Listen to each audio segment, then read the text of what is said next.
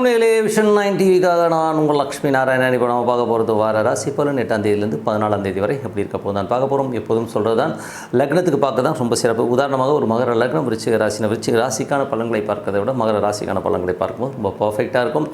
அதே மாதிரி இந்த வீடியோவில் முதலில் பொது பலன்கள் வரும். அதுக்கப்புறம் பார்த்திங்கன்னா தசாபுத்தி பலன்கள், உங்களோட என்ன தசாபுத்தி அந்தரங்கள் நடக்குதோ அதை நோட் பண்ணி வச்சுட்டு அதையும் மிங்கிள் பண்ணி பார்க்கும்போது அது ரொம்ப பர்ஃபெக்டாக வரும். வீடியோவில் டிப் ஆஃப் த வீக் இருக்குது, மறக்காமல் பாருங்கள். சிம்மராசிக்கு பார்த்திங்கன்னா உங்களது ராசி அதிபதி சூரியன் பார்த்திங்கன்னா உங்களுக்கு 8ல் இருக்குது. ஸோ 8ல் இருக்கும்போது கொஞ்சம் பிரச்சனை, ஸ்ட்ரெஸ் இருக்கிறதுக்கான வாய்ப்புகள் ரொம்ப கவனமாக இருக்கணும். ஏன்னா அந்த காலகட்டங்கள் உங்களுக்கு கொஞ்சம் அந்த தேவையில்லாத ஸ்ட்ரெஸ்ஸோ டென்ஷனோ வருவதற்கான வாய்ப்புகள் இருக்குது. அதுவும் புதனுடைய சாரத்தில் சூரியன் போகும்போது அது என்ன மாதிரி விஷயங்களை பண்ணும்போது பெரும் பணம் சம்மந்தமான சின்ன நெருக்கடிகள், குடும்பத்தில் சின்ன சலசலப்புகள் வருவதற்கான வாய்ப்பு ரொம்ப கவனமாக இருக்க வேண்டிய ஒரு காலகட்டம் தான். ஸோ அதனால் கொஞ்சம் கேர்ஃபுல்லாக இருங்க. 2ஆம் அதிபதியான புதன், ஸோ 2ஆம் அதிபதியான புதனும் பார்த்திங்கன்னா உங்களுக்கு 9லிருந்து கேதுடைய சாரத்தில் போகும்போது கொஞ்சம் சின்ன தந்தை சார்ந்த விஷயங்கள் கொஞ்சம் சிடுசிடுப்பு, ஒரு டென்ஷன் இருக்கும், ஒரு சின்ன பிடிவாதங்கள் குடும்ப உறுப்பினர்கள்ட்ட இருக்கிறதுக்கான வாய்ப்புகள்லாம் நிறைய இருக்குது. அதில் கொஞ்சம் கேர்ஃபுல்லாக இருக்கணும். 3ஆம் அதிபதியான சுக்கிரன் பார்த்திங்கன்னா உங்களுக்கு 8ல் உச்சமாகும்போது என்ன மாதிரி விஷயங்கள் இருக்கும்போது தொழில் சார்ந்த விஷயங்கள் ரொம்ப கவனமாக இருக்கணும். அதில் நமக்கு தேவையில்லாத ஒரு டென்ஷனோ ஸ்ட்ரெஸ்ஸோ வருவதற்கான வாய்ப்புகளும் ரொம்ப கவனமாக இருக்கணும். பட் இருந்தாலும் அது சனியுடைய சாரத்தில் போகும்போது நமக்கு கொஞ்சம் பிரச்சனைகளை கம்மி பண்ணும். ஏன்னா சனி 7ல் இருக்கும்போது அந்த ஒரு ஸ்ட்ரெஸ்ஸு டென்ஷனை கம்மி பண்ணும். ஒரு பெரிய ப்ராப்ளம் வராதுன்னு வச்சுக்கோமே. பட் இருந்தாலும் நம்ம கொஞ்சம் அலர்ட்டாக இருந்துக்கிறது ரொம்ப தொழில் ரீதியான விஷயம் யாருக்காச்சும் ஒரு கமிட்மெண்ட் கொடுக்கறதுனா கொஞ்சம் கவனமாக இருந்துக்கணும். தேவையில்லாத விஷயங்களை நம்ம கற்பனையிலே கொஞ்சம் டென்ஷன் ஆகிறதுக்கான வாய்ப்புகள் அதை மட்டும் கொஞ்சம் கேர்ஃபுல்லாக பார்த்துக்கணும். 4ஆம் அதிபதி, ஸோ 4 மற்றும் உங்களுக்கு 10ஆம் அதிபதியான செவ்வாய் என்ன வரணும் 9ஆம் அதிபதியாக வர. ஸோ 9 4 போது அப்பா அம்மா சம்மந்தமான விஷயங்கள் அது எப்படி இருக்கும் அப்படிங்கும்போது நல்ல விஷயம், நல்ல மாற்றங்கள்லாம் இருந்தாலும் அது ராகுடைய சாரத்தில் போகும்போது சில நேரங்கள் சின்னதாக அப்பா அம்மாவுக்கு ஒரு செலவுகள் ஏற்படுவதற்கான வாய்ப்பு, வைத்திய செலவுகள், ட்ரீட்மெண்ட், இந்த மாதிரி விஷயங்கள் நடப்பதற்கான வாய்ப்புகள் கொஞ்சம் கவனமாக இருக்க வேண்டிய ஒரு காலகட்டங்கள். கொஞ்சம் எமோஷன்ஸ் ஆவீங்க, கணவன் மனைவிகளோட ஒரு சின்ன எமோஷன்ஸ் வருவதற்கான வாய்ப்புகளும் கொஞ்சம் கேர்ஃபுல்லாக இருக்க வேண்டிய ஒரு விஷயந்தாங்க.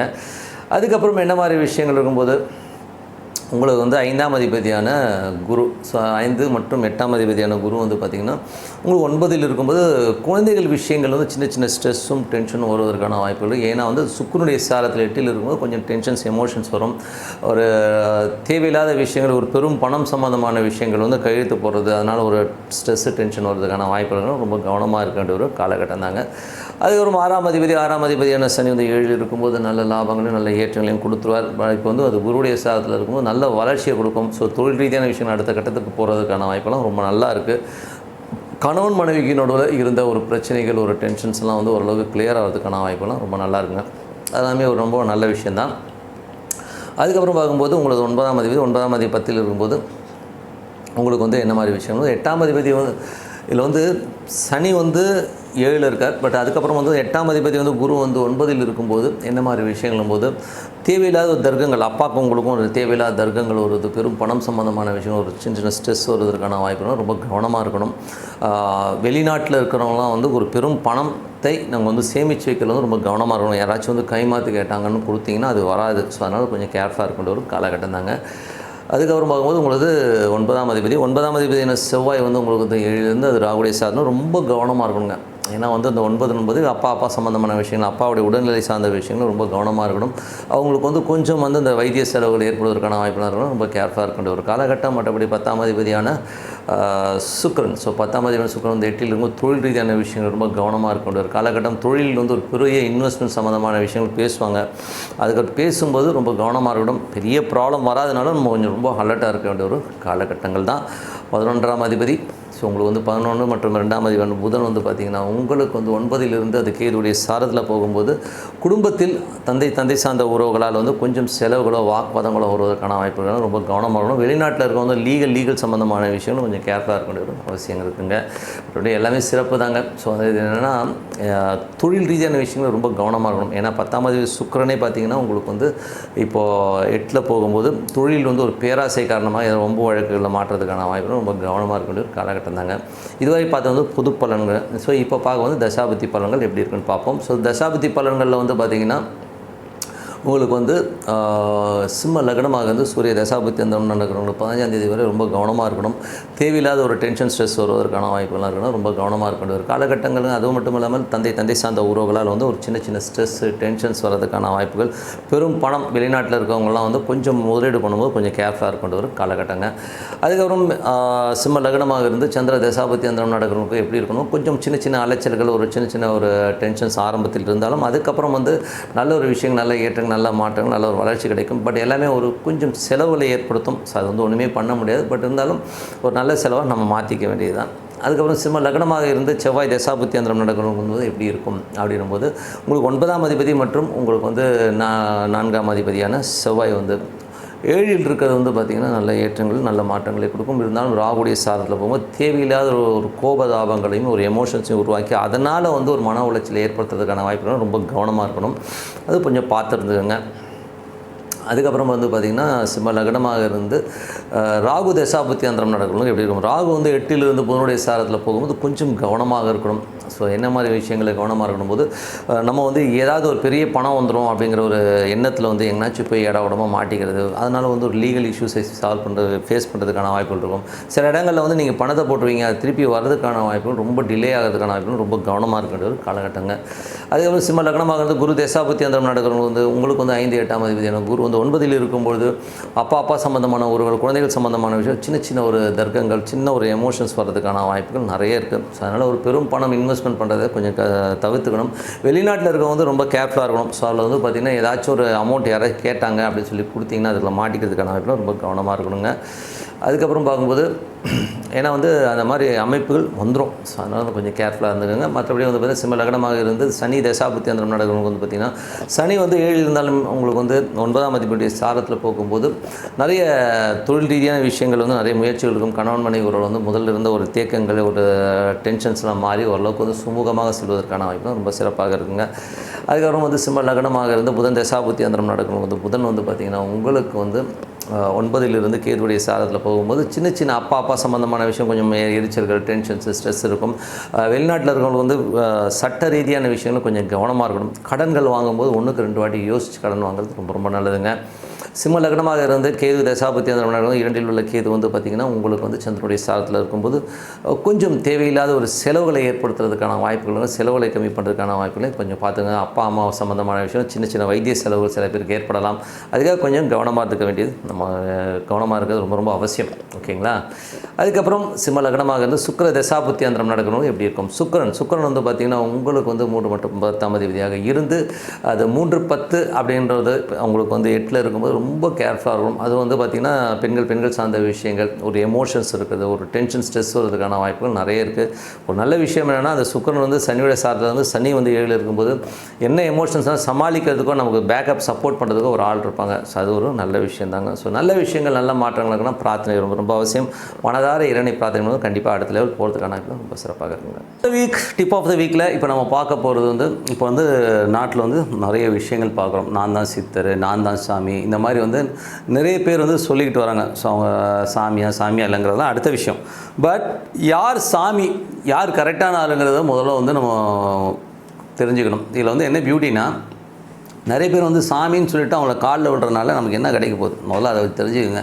இன்னொன்று, ஒரு சாமி வந்து ஒரு 50,000த்தையோ 1,00,000த்தையோ வாங்கிட்டு நான் ஆசீர்வாதம் பண்ணுறேன் உங்களுக்கு எல்லாம் கிடைக்குன்னா அப்போ அவர் சாமியா அப்படிங்கிற லெவலையும் நமக்கு ஒரு பெரிய கொஸ்டின் மார்க் இருக்குது. ஓகேங்களா.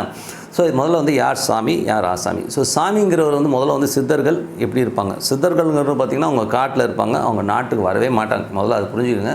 அவங்க ஏதாச்சும் ஆள் அரவம் இல்லாத இடத்துல உட்காந்து தியானம் பண்ணுவாங்க, இறைவனாக ஒன்றி இருப்பாங்களே ஒழிய அவங்க வந்து உங்களுக்கு வந்து ஆசீர்வாதம் பண்ணி உங்களுக்கு எல்லாமே பண்ணணும்னு அவங்களுக்கு அவசியம் கிடையாது. நீங்கள் வந்து அங்கே போகும்போது ஏதோ கண்ணில் படும்போது ஏதோ ஒரு விஷயத்தில் வந்து அவங்களுக்கு வந்து நல்லதுன்னு படுதுன்னா அப்போ ஆசீர்வாதம் வாங்கினா உண்ட வழியை எந்த சித்தரும் உங்களை தேடி வந்து ஆசீர்வாதம் பண்ண மாட்டாங்கிறத முதல்ல புரிஞ்சுக்கணும். ஸோ அதனால் வந்து சித்தர்கள் நாட்டுக்கு வருவாங்கன்றதை வந்து உங்கள் மைண்ட்லேருந்து எடுத்துருங்க. ஓகேங்களா. ஒரு சாமியாரால் வந்து உங்களை வந்து நல்வழிப்படுத்த முடியும்னா நிறைய சாமியார்கள் வந்திருப்பாங்களே, அந்த மாதிரிலாம் யாரும் வந்து வர முடியாதுங்கிறத மெயினாக எடுத்துக்கோங்க. அதே நேரத்தில் வந்து சித்தர்கள் இருக்காங்களா, அவங்கள எப்படி ஐடென்டிஃபை பண்ணுறதுங்கிறத சொல்லிடுறேன். ஸோ சித்தர்கள் வந்து எப்படி இருப்பாங்கன்னா, சித்தர்கள் ஜென்ரலாக வந்து பார்த்திங்கன்னா நம்ம கண்ணுக்கு வந்து தெரிய ரொம்ப ரேரு. ஓகேங்களா. ரொம்ப ரேரு. நீங்கள் பார்த்துருக்கீங்கன்னா நான் பார்க்கலைங்க. நான் வந்து சித்தர்களை வந்து நான் நேரடியாக பார்த்ததில்ல. ஆனால் உணர்ந்திருக்கேன். எப்படி உணர்ந்திருக்கேன்னா, நான் தியானத்தாலும் ஒரு இறை வழிபாட்டில் இருக்கும்போது வந்து சித்தர்களை என்னால் உணர முடிஞ்சுது. எங்களை வந்து அவங்கள ஃபீல் பண்ண முடிஞ்சுது. பட் ஆனால் எனக்கு வந்து அந்த இது கிடைக்கல. ஆனால் சித்தர்களை பார்த்த ஒரு சிலரை நான் மீட் பண்ணியிருக்கேன். ஸோ அவங்கக்கிட்ட நான் கேட்கும்போது அவங்ககிட்ட கேட்டிருக்கேன், எப்படிங்க நீங்கள் சித்தர்களை பார்க்குறீங்க அப்படின்போது, காட்டு வழியாக நடந்து போயிட்டுருப்பாங்க. ஒரு கொல்லிமலை அந்த மாதிரி ஒரு ஏரியாக்கள், ஒரு சில ஏரியாக்கள், பழனிமலை, ஒரு ஏரியாக்கள் அவங்க போவாங்க. அவங்க வந்து சில தியானங்களுக்காகவும் சில விஷயத்துக்காகவும் போகும்போது ஒரு சில இடங்களில் வந்து திடீர்னு ஒருத்தர் இருப்பாராம், துணியே இருக்காது அவங்கள்ட்ட. ஸோ துணியே இருக்காது, ஆனால் அவங்க வந்து மெடிடேஷனில் இருப்பாங்க. நமக்கு பார்த்தோன்னே ஒரு மாதிரியாக இருக்கும், என்னடா அது அப்படின்னு சொல்லி திரும்பி பார்த்தா ஆள் இருக்க மாட்டாங்க. அதே நேரத்தில் வந்து அவங்க இருக்கிற இடம் இருக்குன்னா சில பேர் வந்து குப்பை தொட்டி, குப்பை கூலங்கள்லாம் இருப்பாங்க. என்ன அப்படி இப்படின்னு கண்ணாமலாம் பேசிகிட்டு இருப்பாங்க. நம்ம பார்த்தா வந்து அவர் ஒரு மனநலம் பாதிக்கப்பட்டவரோ அப்படிங்கிற லெவலில் நமக்கு தோணும். ஸோ அந்த மாதிரி ஒருத்தர் இருப்பார். ஆனால் நீங்கள் எப்படி ஐடென்டிஃபை பண்ணலான்னா, அவரை பார்க்கும்போது அந்த இடம் வந்து ரொம்ப நறுமணமாக இருக்கும். அவங்க இருக்கிற இடம் வந்து ஒரு மாதிரியாக இருந்தாலும் சுற்றி வந்து ஒரு விபூதி ஸ்மெல்லோ ஒரு நறுமணமோ வீசுவதை கண்டிப்பாக வந்து உணர முடியும். ஆனால் அவங்க அழுக்காக இருப்பாங்க. அந்த மாதிரி ஒரு ஆட்கள் கண்டிப்பாக பார்க்க முடியுது. அது மட்டும் இல்லாமல் நிறைய அதுக்கு வந்து நீங்கள் நாட்டில் கூட பார்க்கணும். சில பேர் வந்து ஏதோ ஒரு காட்டுக்குள்ளெல்லாம் இருப்பாங்க, நமக்கு தெரியாது. ஏன்னா அவங்க வந்து ஏன் வரமாட்டாங்கன்றது ஒரு காரணம் இருக்குது. ஏன் வந்து அவங்க சராசரி மக்களோட சித்தர்கள் தொடர்பு கொள்வதில்லைன்னா, அவங்க வந்து இறைவனை நோக்கி பிரார்த்தனை பண்ணி மனதார பிரார்த்தனை பண்ணும்போது அவங்களுக்கு அந்த பவர்ஸ்லாம் இருக்குங்க. இப்போ உதாரணத்துக்கு வந்து ஒருத்தர் வந்து ஒரு பவர் ஏற்றிக்கிறான்னு வச்சுக்கோமே, ஒரு இறைவனை உண்டு இறைவனோட இறைவனாக இருந்து ஒரு பவர்ஸ் ஏற்றிட்டு வராருன்னா, அவர் நாட்டுக்குள்ளே வராருன்னு வச்சுப்போம். நாட்டுக்குள்ளே வந்துட்டு ஒரு 100 பேருக்கு அவர் பார்க்கும்போது அவருக்கு அந்த பவர் இருக்கும். அவரை வச்சு ஆசீர்வாதம் பண்ணுறது அதில் வந்து ரொம்ப நல்லாயிருக்கும். இதே வந்து ஒரு 10,000 பேர் 1,00,000 பேர் வந்தாங்கன்னு வைங்களேன், 10,000 பேர் 1,00,000 பேர் ஒரே இடத்துல வந்து பார்க்கும்போது இவர் வந்து ஒரு நல்ல ஒரு டிவைன் பவர் வச்சுருக்கார். ஆனால் எதிரில் வந்து 1,00,000 பேர் வந்து ஒரு நெகட்டிவ் பவராக, கெட்டவன் நல்லவன் எல்லோரும் தானே வருவான். ஸோ அவனுடைய அத்தனை நெகட்டிவும் இவர் மேலே படும்போது இவருடைய பாசிட்டிவ் எனர்ஜி ஃபுல்லாகவே காலியாகிடும். ஸோ அதுக்கப்புறம் அவரும் ஒரு சராசரி மனிதனாகும். இப்போ உதாரணத்துக்கு சொல்ல போனால் ஒரு மனிதர் இருந்தார், அவர் வந்து பெஸ்ட்டு ஹீலருங்க, ஒரு சிறந்த ஹீலர். இனி வேறு கண்ட்ரியில் போய் செட்டில் ஆகிட்டார். ஸோ அவர் வந்து பார்த்திங்கன்னா ஹீலிங்கில் வந்து ரொம்ப சூப்பர். திரு விசு அவர்கள், ஸோ இறந்து போன திரைப்பட இயக்குனர் கதாசிரியர் விசு அவர்கள் சொல்லியிருக்காரு, என் ஒய்ஃப்க்கு வந்து பிரச்சனைன்னு போகும்போது அந்த ஹீலிங்கில் வந்து அவர் க்யூர் பண்ணியிருக்காரு. அவ்வளோ சூப்பராக க்யூர் பண்ணார். எவ்வளோ டாக்டர்ஸ்கிட்ட போயும் ஹீல் ஆகாதது ஹீல் பண்ணியிருக்காருங்கிறத வந்து அவங்க சொன்னாங்க. ஸோ அப்படிப்பட்ட ஒரு சூப்பர்மேன் என்ன. ஆனால் அவர் வந்து ஒரு பொதுமக்கள்கிட்ட நடுவில் வந்ததுக்கப்புறம் அவங்க கண்கள் பட அவரோட பவர் இறங்கி அவர் ரொம்ப சராசரியான மனிதராக மாறினாருங்கிறதும் உண்மையான விஷயம். எதுக்கு சொல்கிறேன்னா, சித்தர்கள் உங்கள்கிட்ட வரமாட்டாங்க. நீங்கள் தேடி பார்த்து கிடச்சிதுன்னா உங்களுடைய என்ன சொல்கிறது, உங்களோட பாக்கியம். அதுக்காக வந்து நீங்கள் போய்ட்டு இன்னொரு சாமியார் இருக்கார் அவர்கிட்ட போனால் எனக்கு எல்லாம் கிடைக்கும்னு சொல்லிட்டு பைத்தியகாரத்தமாக போய் மாட்டிக்காதீங்க. அதுக்கு பதிலாக நீங்கள் உங்களுக்கு ரொம்ப கடன் இருக்குது, ரொம்ப பிரச்சனைகள் இருக்குது, அடுத்த லெவல் போக முடியலன்னா சித்தர் சமாதிகள் இருக்குது பார்த்திங்களா, அங்கே போய் பிரார்த்தனை பண்ணணும். அதுவும் பௌர்ணமிகளில் போய்ட்டு நீங்கள் பிரார்த்தனை பண்ணிங்கன்னா கண்டிப்பாக அந்த வைப்ரேஷனில் உங்களுக்கு நல்ல பலன் கிடைக்கும்ன்றது தான் உண்மையான விஷயம். அதனால் வந்து நான் சாமியார், நான் அகோரி இப்படிலாம் சொல்லிகிட்டு இருக்கணும் நம்பி நீங்கள் போய் பணத்தையோ நேரத்தையோ விரயமாக்காதீர்கள் அப்படிங்கிறதான் இந்த வாட்டி டிப் ஆஃப் த வீக். கண்டிப்பாக வந்து இறைவனை நீங்கள் பார்க்க முடியும், உணர முடியும். ஓகேங்களா, பார்க்குறத விட உணர முடியும், உள்ளூர உணர முடியும். அதனால் ஒரு அமைதியான இடத்துல உட்காந்து மெடிடேட் பண்ணுங்கள். உங்களுக்கு பிடிச்ச சாமி ஏதோ தியானம் பண்ணுங்கள், அது சாண்டிங் பண்ணுங்கள். இப்போ ஓம் நமச்சிவாய சாண்டிங் பண்ணுங்கள், சூப்பராக இருக்குங்க. சாமிக்கிட்டலாம் வந்து நீங்கள் வந்து ஒரு சமாதிகளுக்கு போயிட்டு அது பௌர்ணமி நேரத்தில் வந்து அமைதியாக போய் உட்காந்து பாருங்கள், அவ்வளோ நல்லாயிருக்கும், அவ்வளோ வந்து பவர்ஸ் கிடைக்கும். ஸோ அதெல்லாம் வந்து பண்ணி பாருங்க, கண்டிப்பாக இறைவனை நீங்கள் காண முடியும். அதனால் லோக்கல் ஆசாமிகிட்ட போய் ஏமாறுறீங்கன்னு சொல்லிட்டு உங்களிடம் விடைபெறுவது உங்கள் லக்ஷ்மி நாராயணன். நன்றி, வணக்கம்.